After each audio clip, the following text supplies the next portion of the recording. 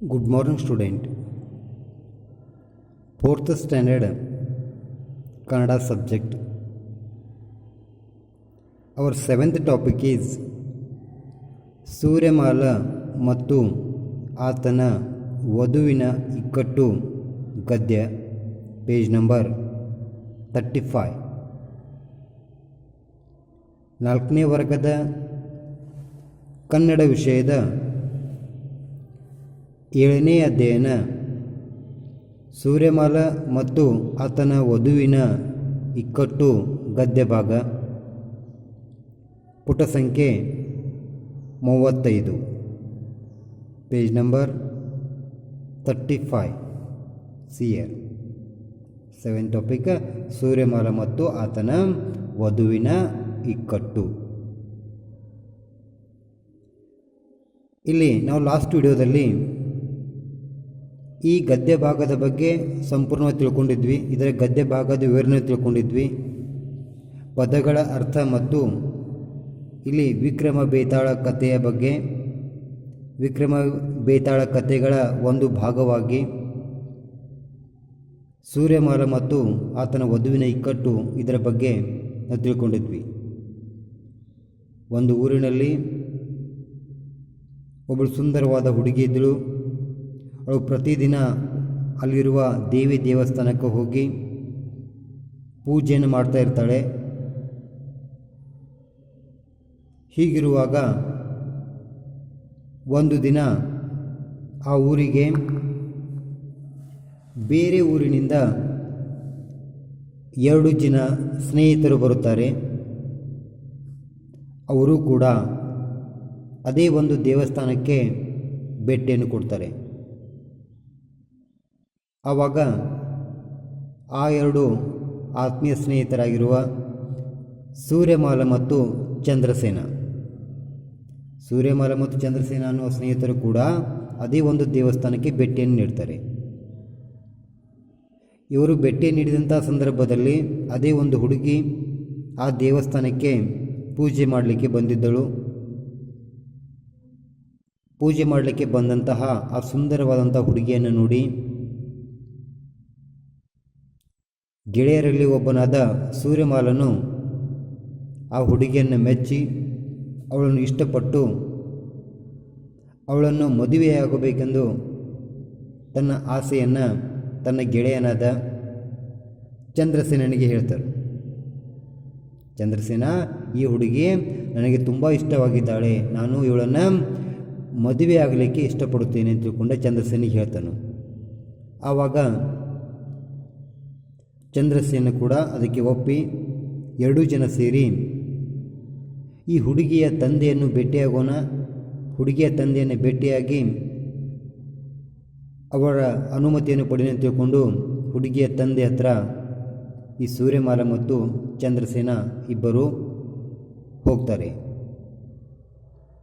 ಹೋಗಿ ಅವಳ ತಂದೆಗೆ ಕೇಳಿದಾಗ ಅವಳ ತಂದೆ ಕೂಡ ಒಪ್ಪಿಗೆ ನೀಡ್ತಾರೆ. ಆದರೆ ಅವರು ಒಂದು ಷರತ್ತಿನ ಮೇಲೆ ಒಪ್ಪಿಗೆ ನೀಡ್ತಾರೆ. ಏನಂತಂದ್ರೆ, ನನ್ನ ಮಗಳು ಪ್ರತಿದಿನ ದಿವಸದಲ್ಲಿ 2 ಸಲ ದೇವಿ ಪೂಜೆ ಮಾಡಲಿಕ್ಕೆ ದೇವಸ್ಥಾನಕ್ಕೆ ಹೋಗಲಿಕ್ಕೆ ನೀವು ಅನುಮತಿ ಕೊಡಬೇಕು ಅನ್ನೋ ಒಂದು ಒಪ್ಪಿಗೆಯನ್ನು, ಕಂಡೀಷನನ್ನು ಸೂರ್ಯಮಾಲಿಗೆ ಹಾಕಿ ಆ ನಂತರ ಆ ಒಂದು ತಂದೆ ತನ್ನ ಮಗಳನ್ನು ಇವರಿಗೆ ಮದುವೆ ಮಾಡಿಕೊಡಲಿಕ್ಕೆ ಒಪ್ಪಿಗೆಯನ್ನು ಸೂಚಿಸ್ತಾರೆ. ಆ ಒಂದು ಕಂಡೀಷನನ್ನು ಒಪ್ಪಿಕೊಂಡಂಥ ಸೂರ್ಯಮಾಲ ಅಲ್ಲಿಂದ ಆ ಹುಡುಗಿಯನ್ನು ಮದುವೆಯಾಗಿ ತಮ್ಮ ಊರಿಗೆ ಕರ್ಕೊಂಡು ಹೋಗ್ತಾರೆ. ಚಂದ್ರಸೇನ ಮತ್ತು ಆ ಬಾಲಕಿ ಮತ್ತು ಸೂರ್ಯಮಾಲ 3 ಜನ ಹೋಗುತ್ತಿರಬೇಕಾದ್ರೆ, ಮರಳಿ ತಮ್ಮ ಊರಿಗೆ ಹೋಗುತ್ತಿರಬೇಕಾದ್ರೆ, ಕಾಡಿನ ಮಧ್ಯದ ದಾರಿ ನಡೆದುಕೊಂಡು ಹೋಗುತ್ತಿರಬೇಕಾದ್ರೆ ಕಾಡಿನ ಮಧ್ಯದಲ್ಲಿ ದುಷ್ಟರು, ಕಳ್ಳರು, ಚೋರರು ಬಂದು ಇವರನ್ನು ಹಿಡಿತಾರೆ. ಹಿಡಿದು ಇವರನ್ನು ಬಡಿದು ಹೊಡೆದು ಇವರಲ್ಲಿರುವ ಸಂಪತ್ತು, ಬಂಗಾರ ಎಲ್ಲವನ್ನು ಕಿತ್ಕೊಳ್ತಾರೆ. ಇವರಲ್ಲಿರ್ತಕ್ಕಂಥ ಹಣ ಬಂಗಾರನೆಲ್ಲ ಕಿತ್ಕೊಂಡು ಆ ನಂತರ ಈ 2 ಜನರನ್ನು ಸೂರ್ಯಮಾಲ ಮತ್ತು ಚಂದ್ರಸೇನ ಕೊಂದು ಹಾಕ್ತಾರೆ. ಇವರ ರುಂಡಗಳನ್ನು, ಇವರ ದೇಹದ ಈ ಒಂದು ಕತ್ತನ್ನು, ರುಂಡನ ತಲೆಯನ್ನು ಕತ್ತರಿಸ್ತಾರೆ. ಸೂರ್ಯಮಾಲನ ಮತ್ತು ಚಂದ್ರಸೇನ ರುಂಡನ್ನು ಕತ್ತರಿಸಿ ಅಲ್ಲೇ ಬಿಸಾಡ್ತಾರೆ ಮತ್ತು ಅವ್ರು ಹೋಗ್ತಾರೆ. ಆವಾಗ ಈ ಒಂದು ಬಾಲಕಿ ವಧು ಸಾಕಷ್ಟು ದುಃಖಭರಿತಳಾಗಿ ಅಲ್ಲೇ ಅಳುತ್ತಾ ಕೂಡ್ತಾಳೆ. ಇನ್ನು ನಾನು ಏನು ಮಾಡಲಿ, ನನ್ನ ಪತಿಯಾಗಿರುವ ಸೂರ್ಯಮಾಲ ಮತ್ತು ಆತನ ಸ್ನೇಹಿತ ಎರಡೂ ಜನ ಕತ್ತನ್ನು ಕೊಯ್ದು ಈ ರುಂಡವನ್ನು ಕಡಿದು ಸಾಯಿಸಿದ್ದಾರೆ. ಇನ್ನು ನಾನು ಏನು ಮಾಡಲಿ, ಎಲ್ಲಿ ಹೋಗಲಿ ಅಂತ ತಿಳ್ಕೊಂಡ ಗೋ ಅಂತ ಅಳ್ತಾ ಅಲ್ಲೇ ಕಾಡಿನಲ್ಲಿ ಕೂತಿರ್ತಾಳೆ. ಆವಾಗ ಇವಳು ಪ್ರತಿದಿನ ಪೂಜೆ ಮಾಡುತ್ತಿರುವ ಆ ದೇವಿ ಬಂದಲ್ಲಿ ಪ್ರತ್ಯಕ್ಷಳಾಗಿ ಅವಳು ಈ ಒಂದು ವಧುವಿಗೆ ಹೇಳ್ತಾಳೆ, ನೀನು ಎಷ್ಟೋ ದಿನಗಳವರೆಗೆ ನನ್ನ ಪೂಜೆಯನ್ನು ಎಷ್ಟೊಂದು ನಿಷ್ಠೆಯಿಂದ ಮಾಡಿರುವೆ. ನಾನು ನಿನ್ನ ಭಕ್ತಿಗೆ ಮೆಚ್ಚಿದ್ದೇನೆ. ಈಗ ನೀನು ಸಂಕಟದಲ್ಲಿರುವೆ, ಅದಕ್ಕಾಗಿ ನಾನು ನಿನಗೆ ಸಹಾಯ ಮಾಡಲು ಬಂದಿರುವೆ. ನಿನ್ನ ಪತಿ ಹಾಗೂ ಆತನ ಸ್ನೇಹಿತನನ್ನಿಲ್ಲಿ ಸಾಯಿಸಿಬಿಟ್ಟಿದ್ದಾರೆ. ನಾನು ಅವರಿಗೆ ಜೀವದಾನ ಮಾಡುತ್ತೇನೆ. ನೀ ಏನು ಮಾಡು, ಅವರ ದೇಹಕ್ಕೆ ಅಲ್ಲಿ ಬಿದ್ದಿರುವ ಅವ್ರ ರುಂಡಗಳನ್ನು ತಂದು ಜೋಡಿಸು, ನಾನು ಅವ್ರಿಗೆ ಜೀವ ತುಂಬುತ್ತೀನಿ ಅಂತ ತಿಳ್ಕೊಂಡ ಹೇಳ್ತಾಳು. ಯಾರೇ ಆ ಒಂದು ದೇವಿ. ಆವಾಗ ಗಡಿಬಡಿಯಲ್ಲಿ ಈ ವಧು ಏನು ಮಾಡ್ತಾಳಂದ್ರೆ, ಕನ್ಫ್ಯೂಸ್ ಆಗಿ ಗಡಿಬಿಡಿಯಲ್ಲಿ ಫಾಸ್ಟಾಗಿ ಏನು ಮಾಡ್ತಾಳಂದ್ರೆ, ಸೂರ್ಯಮಾಲನ ದೇಹಕ್ಕೆ ಚಂದ್ರಸೇನ ತಲೆ ಮತ್ತು ಸೇನನ ತಲೆಗೆ ದೇಹಕ್ಕೆ ಸೂರ್ಯಮಾಲನ ತಲೆ ಸೇರಿಸ್ತಳು. ಅದರಲ್ಲೂ ಬದಲಾಗಿ ಸೇರಿಸ್ತಳು. ಜೀವದಾನ ಮಾಡಿದ ತಕ್ಷಣ ಸೂರ್ಯಮಾಲನ ದೇಹ ಚಂದ್ರಸೇನ ತಲೆ, ಚಂದ್ರಸೇನನ ತಲೆ ಸೂರ್ಯಮಾಲನ ದೇಹ, ಹೀಗಾಗ್ತದೆ. ಆವಾಗ ಅಲ್ಲಿ ಯಾರನ್ನು ಪತಿಯಾಗಿ ಸ್ವೀಕರಿಸಬೇಕು ಅನ್ನೋ ಪ್ರಶ್ನೆ ಬರ್ತದೆ. ಅನ್ನೋ ಒಂದು ಪ್ರಶ್ನೆಯನ್ನು ಬೇತಾಳ ವಿಕ್ರಮರಾಜನಿಗೆ ಕೇಳ್ತದೆ. ಆವಾಗ ವಿಕ್ರಮರಾಜ ಅತ್ಯಂತ ಚಾಣಾಕ್ಷತನದಿಂದ ಉತ್ತರವನ್ನು ಕೊಡ್ತಾನೋ. ಅವಳು ಏನು ಮಾಡ್ತಾಳಂದ್ರೆ, ದೇಹದ ಎಲ್ಲ ಅಂಗಾಂಗಗಳನ್ನು ತಲೆ ನಿಯಂತ್ರಿಸ್ತದೆ, ಮೆದುಳು ನಿಯಂತ್ರಿಸ್ತದೆ. ಅದಕ್ಕೋಸ್ಕರ ಸೂರ್ಯಮಾಲನ ತಲೆ ಮೆದುಳು ಇರುವ ದೇಹ, ಯಾವ ದೇಹಕ್ಕೆ ಸೂರ್ಯಮಾಲನ ತಲೆ ಜೋಡಿಸಿತಲ್ಲ ಆ ಒಂದು ತಲೆ ಹೊಂದಿರತಕ್ಕಂಥ ದೇಹವನ್ನು ಇವಳು ಏನು ಮಾಡ್ತಾಳು, ಇಲ್ಲಿ ತನ್ನ ಪತಿಯಾಗಿ ಸ್ವೀಕಾರ ಮಾಡ್ತಾಳು. ಚಂದ್ರಸೇನನ ದೇಹ ಮತ್ತು ಸೂರ್ಯಮಾಲನ ತಲೆ ಇರುವ ಒಂದು ದೇಹವನ್ನೇ ಇವಳು ತನ್ನ ಪತಿಯಾಗಿ ಸ್ವೀಕಾರ ಮಾಡ್ತಾಳು. ಹೀಗೆ ಆ ಬೇತಾಳ ವಿಕ್ರಮರಾಜನಿಂದ ಉತ್ತರ ಪಡಿತದ. ವಿಕ್ರಮರಾಜ ಉತ್ತರ ಹೇಳ್ತಾನು, ಆದರೆ ಆತ ಬಾಯಿ ಬಿಟ್ಟು ಉತ್ತರ ಹೇಳಿದ್ರಿಂದ ಅದೇನು ಹೇಳ್ತದ, ನೀನು ಮಾತನಾಡಿದೆ, ನಾನು ಮತ್ತೆ ಮರಕ್ಕೆ ಹಾರಿ ಹೋಗ್ತದೆ ತಿಳ್ಕೊಂಡು ಮತ್ತೆ ಅದು ಮರಕ್ಕೆ ಹಾರಿ ಕೂಡ್ತದೆ. ಇಷ್ಟೆಲ್ಲ ವಿಷಯವನ್ನು ನಾವು ಕಳೆದ ವಿಡಿಯೋದಲ್ಲಿ ತಿಳ್ಕೊಂಡಿದ್ದೀವಿ. ಇನ್ನು ಈ ವಿಡಿಯೋದಲ್ಲಿ ನಾವು ಸೂರ್ಯಮಾಲ ಮತ್ತು ಆತನ ವಧುವಿನ ಇಕ್ಕಟ್ಟು ಗದ್ಯ ಭಾಗಕ್ಕೆ ಸಂಬಂಧಿಸಿದಂತೆ ಪ್ರಶ್ನೋತ್ತರಗಳ ಬಗ್ಗೆ ತಿಳ್ಕೊಳ್ಳೋಣ.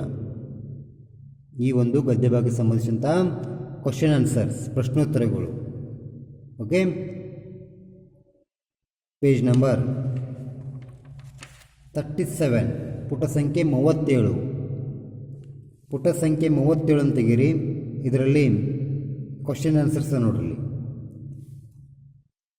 ಒಂದು ವಾಕ್ಯದಲ್ಲಿ ಉತ್ತರಿಸಿರಿ. Answer the following in 1 sentences. ಒಂದು ವಾಕ್ಯದಲ್ಲಿ ಉತ್ತರವನ್ನು ಬರೆಯಿರಿ. Question answers.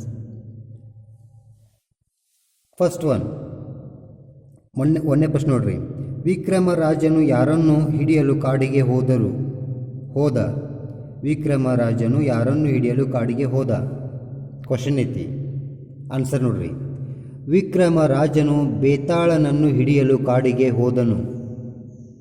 ವಿಕ್ರಮರಾಜನು ಬೇತಾಳನನ್ನು ಹಿಡಿಯಲು ಕಾಡಿಗೆ ಹೋದನು. ವಿಕ್ರಮರಾಜ ಯಾರನ್ನು ಹಿಡಿಯಕ್ಕೆ ಹೋಗಿದ್ದ? ಬೇತಾಳನನ್ನು ಹಿಡಲಿಕ್ಕೆ ಕಾಡಿಗೆ ಹೋದ. ಸೆಕೆಂಡ್ ಕ್ವಶನ್, ಬೇತಾಳನ ಷರತ್ತು ಏನಾಗಿತ್ತು? ಸೆಕೆಂಡ್ ಕ್ವಶನ್, ಬೇತಾಳನ ಷರತ್ತು ಏನಾಗಿತ್ತು? ಸೆಕೆಂಡ್ ಆನ್ಸರ್, ಬೇತಾಳನ ಷರತ್ತು ರಾಜ ಮಾತನಾಡಿದರೆ ಅದು ಮತ್ತೆ ಮರಕ್ಕೆ ಹಾರಿ ಹೋಗುತ್ತಿತ್ತು. ನೋಡ್ರಿ, ಈ ಬೇತಾಳ ಷರತ್ತು ಏನಾಗಿತ್ತು? ರಾಜ ಒಂದು ವೇಳೆ ನೀವು ಮಾತಾಡಿದೆ ಅಂತಂದ್ರೆ ನಾ ಮತ್ತೆ ಮರಕ್ಕೆ ಹಾರಿ ಹೋಗ್ತೇನೆ ಅನ್ನೋದು ಈ ಬೇತಾಳ ಷರತ್ತಾಗಿತ್ತು. This is second answer. ಬೇತಾಳನ ಷರತ್ತು ರಾಜ ಮಾತನಾಡಿದರೆ ಅದು ಮತ್ತೆ ಮರಕ್ಕೆ ಹಾರಿ ಹೋಗುತ್ತಿತ್ತು. Next third question. ಇಬ್ಬರು ಗೆಳೆಯರ ಹೆಸರೇನು? ಥರ್ಡ್ ಕ್ವಶನ್ ಈಸ್ ಇಬ್ಬರು ಗೆಳೆಯರ ಹೆಸರೇನು? Third answer. ಇಬ್ಬರು ಗೆಳೆಯರು ಸೂರ್ಯಮಾಲ ಮತ್ತು ಚಂದ್ರಸೇನ. ಇಬ್ಬರು ಗೆಳೆಯರು ಸೂರ್ಯಮಾಲ ಮತ್ತು ಚಂದ್ರಸೇನ. ಇಬ್ಬರು ಗೆಳೆಯರ ಹೆಸರೇನ ಸೂರ್ಯಮಾಲ ಮತ್ತು ಚಂದ್ರಸೇನ. ನೆಕ್ಸ್ಟ್ ಫೋರ್ತ್ ಕ್ವಶನ್, ನಾಲ್ಕನೇ ಪ್ರಶ್ನೆ. ಸೂರ್ಯಮಾಲ ಹುಡುಗಿಯನ್ನು ಮದುವೆಯಾಗಲು ಯಾರ ಒಪ್ಪಿಗೆ ಕೇಳಿದನು? ಫೋರ್ತ್ ಕ್ವಶನ್ ಈಸ್ ಸೂರ್ಯಮಾಲ ಹುಡುಗಿಯನ್ನು ಮದುವೆಯಾಗಲು ಯಾರ ಒಪ್ಪಿಗೆ ಕೇಳಿದನು? Fourth answer. ಸೂರ್ಯಮಾಲ ಹುಡುಗಿಯನ್ನು ಮದುವೆಯಾಗಲು ಅವಳ ತಂದೆಯ ಒಪ್ಪಿಗೆಯನ್ನು ಕೇಳಿದನು. ಸೂರ್ಯಮಾಲ ಮದುವೆಯಾಗಲು ಅವಳ ತಂದೆಯ ಒಪ್ಪಿಗೆಯನ್ನು ಕೇಳಿದನು. This is fourth answer. Suryamala ಹುಡುಗಿಯನ್ನು ಮದುವೆಯಾಗಲು ಅವಳ ತಂದೆಯ ಒಪ್ಪಿಗೆ ಕೇಳಿದನು. ನೆಕ್ಸ್ಟ್ ಫಿಫ್ತ್ ಕ್ವಶನ್, ಐದನೇ ಪ್ರಶ್ನೆ. ಕಳ್ಳರು ಯಾರನ್ನು ಕೊಂದರು? ಕಳ್ಳರು ಯಾರನ್ನು ಕೊಂದರು? Fifth answer. ಕಳ್ಳರು ಸೂರ್ಯಮಾಲ ಮತ್ತು ಚಂದ್ರಸೇನನನ್ನು ಕೊಂದರು. ಕಳ್ಳರು ಸೂರ್ಯಮಾಲ ಮತ್ತು ಚಂದ್ರಸೇನನನ್ನು ಕೊಂದರು. ಇದು ನಿಮ್ಮ ಐದನೇ ಉತ್ತರ. ಇಷ್ಟು ಇಲ್ಲಿರುವ ನಿಮ್ಮ ಒಂದು ವಾಕ್ಯದಲ್ಲಿ ಉತ್ತರಿಸಿರಿ. 5 ಪ್ರಶ್ನೋತ್ತರಗಳು. Next page number 38. See here page number 38 ಪುಟ ಸಂಖ್ಯೆ 38ರಲ್ಲಿ ಇಲ್ಲಿ ನೋಡ್ರಿ. ಇಲ್ಲಿ 1 ಅಥವಾ 2 ವಾಕ್ಯಗಳಲ್ಲಿ ಉತ್ತರಿಸಿರಿ. 1 ಅಥವಾ 2 ವಾಕ್ಯದಲ್ಲಿ ಉತ್ತರ ಬರೀರಿ. Answer in 2 or 3 sentences. First question, ಇಲ್ಲಿ ಮೊದಲನೇ ಪ್ರಶ್ನೆ ನೋಡ್ರಿ. ದೇವಿ ಪ್ರತ್ಯಕ್ಷಳಾಗಿ ಯಾವ ವರ ನೀಡಿದಳು? ಮೊದಲನೇ ಪ್ರಶ್ನೆ ಏನೈತಿ ಇಲ್ಲಿ? ದೇವಿ ಪ್ರತ್ಯಕ್ಷಳಾಗಿ ಯಾವ ವರ ನೀಡಿದಳು? Answer, first answer. ದೇವಿ ಪ್ರತ್ಯಕ್ಷಳಾಗಿ ಮರಣ ಹೊಂದಿದ ಇಬ್ಬರು ಸ್ನೇಹಿತರ ದೇಹಗಳಿಗೆ ಮರುಜನ್ಮ ನೀಡಿದಳು.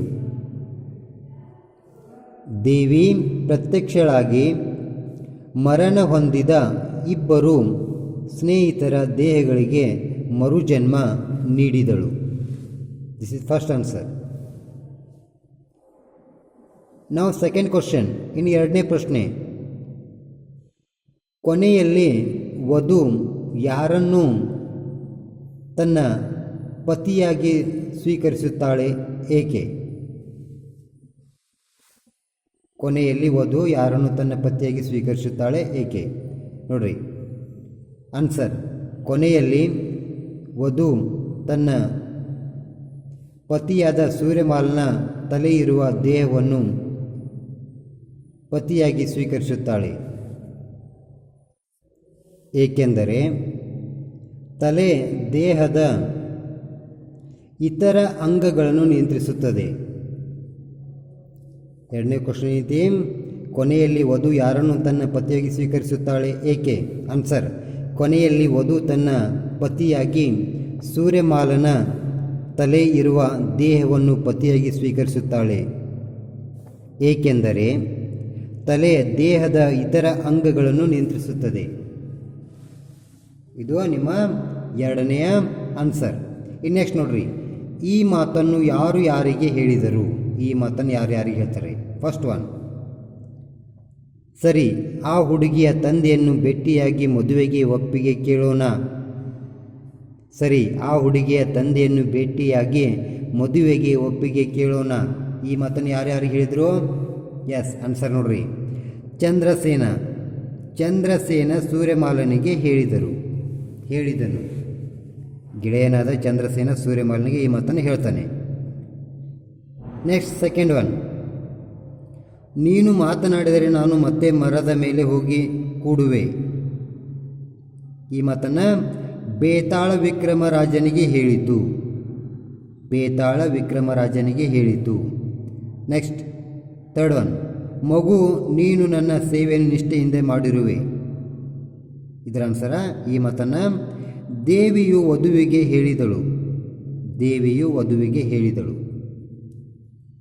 ನೆಕ್ಸ್ಟ್ ಫೋರ್ತ್ ಒನ್, ಈಗ ಆ ವಧುವು ಯಾರನ್ನು ತನ್ನ ಪತಿಯಾಗಿ ಸ್ವೀಕರಿಸುತ್ತಾಳೆ?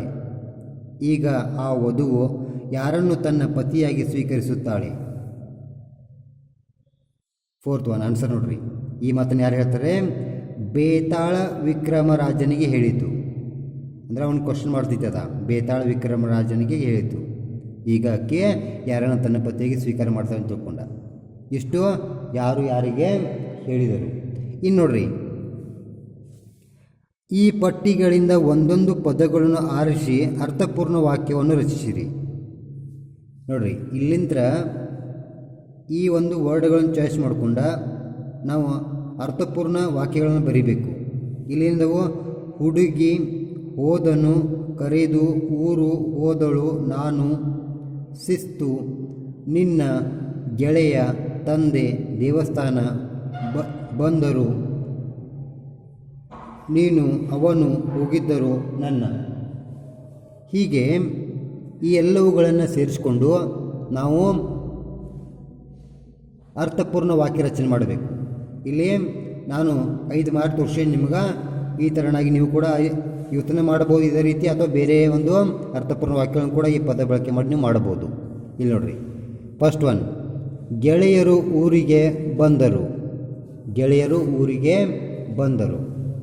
ಸೆಕೆಂಡ್ ಒನ್, ಹುಡುಗಿ ದೇವಸ್ಥಾನಕ್ಕೆ ಹೋದಳು.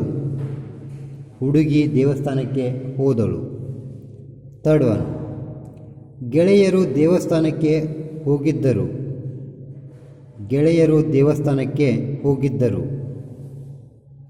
ನೆಕ್ಸ್ಟ್ ಫೋರ್ತ್ ಒನ್, ಹುಡುಗಿಯನ್ನು ಕರೆದುಕೊಂಡು ಹೋದರು.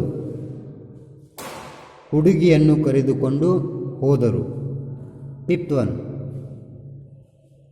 ಹುಡುಗಿಯ ತಂದೆ ಬಂದರು. ಹೀಗೆ ನೀವು ಕೂಡ ಇಲ್ಲಿರುವ ಈ ಪದಗಳನ್ನು ಬಳಕೆ ಮಾಡಿ ಬೇರೆ ಒಂದು ಪದಗಳ ಅರ್ಥಪೂರ್ಣ ವಾಕ್ಯಗಳನ್ನು ಕೂಡ ನೀವು ಬರಿಬೋದು. ಸೇಮ್ ಇದನ್ನು ಕೂಡ ಬರಿಬೋದು, ಅಥವಾ ಬೇರೆ ರೀತಿಯಾಗಿರ್ತಕ್ಕಂಥವುಗಳನ್ನು ಕೂಡ ನೀವು ಬರಿಬೋದು. ಇಷ್ಟು ಇಲ್ಲಿರ್ತಕ್ಕಂಥ ನಿಮ್ಮ ಅಧ್ಯಯನ. ಇನ್ನು ನಿಮ್ಮದು ಹೋಮ್ವರ್ಕ್ ಏನಂತಂದ್ರೆ, today's your homework, write textbook page number 37 ಸಿಯರ್, ಪುಟ ಸಂಖ್ಯೆ 37 ಇದನ್ನಿಷ್ಟ. ಆಮೇಲೆ ಪೇಜ್ ನಂಬರ್ 38 ಇದಿಷ್ಟ, ಮತ್ತು ಪೇಜ್ ನಂಬರ್ 39 ಇಷ್ಟ. ಇದನ್ನೆಲ್ಲವನ್ನು ನಿಮ್ಮ ಟೆಕ್ಸ್ಟ್ ಬುಕ್ದಾಗ ಬರೆದು ಕಂಪ್ಲೀಟ್ ಮಾಡೋದ. ಇದನ್ನು ಕಂಪ್ಲೀಟ್ ಮಾಡೋದ. Write textbook page number 37, 38 and 39 in textbook. ಅಷ್ಟು ಬರೀತೀರಿ. See here, this is today's your homework. Write textbook page number 37, 38 and 39 in textbook. ನೀವು ನಿಮ್ಮ ಟೆಕ್ಸ್ಟ್ ಬುಕ್ನ ಪುಟ ಸಂಖ್ಯೆ 37, 38 ಮತ್ತು 39 ನಿಮ್ಮ ಟೆಕ್ಸ್ಟ್ ಬುಕ್ದಾಗ ಬರೆದು ಕಂಪ್ಲೀಟ್ ಮಾಡಿರಿ. ಇದು ಇವತ್ತು ನಿಮ್ದು ಹೋಮ್ವರ್ಕ. ಎಷ್ಟು ಬರೀತೀರಿ? Okay, thank you.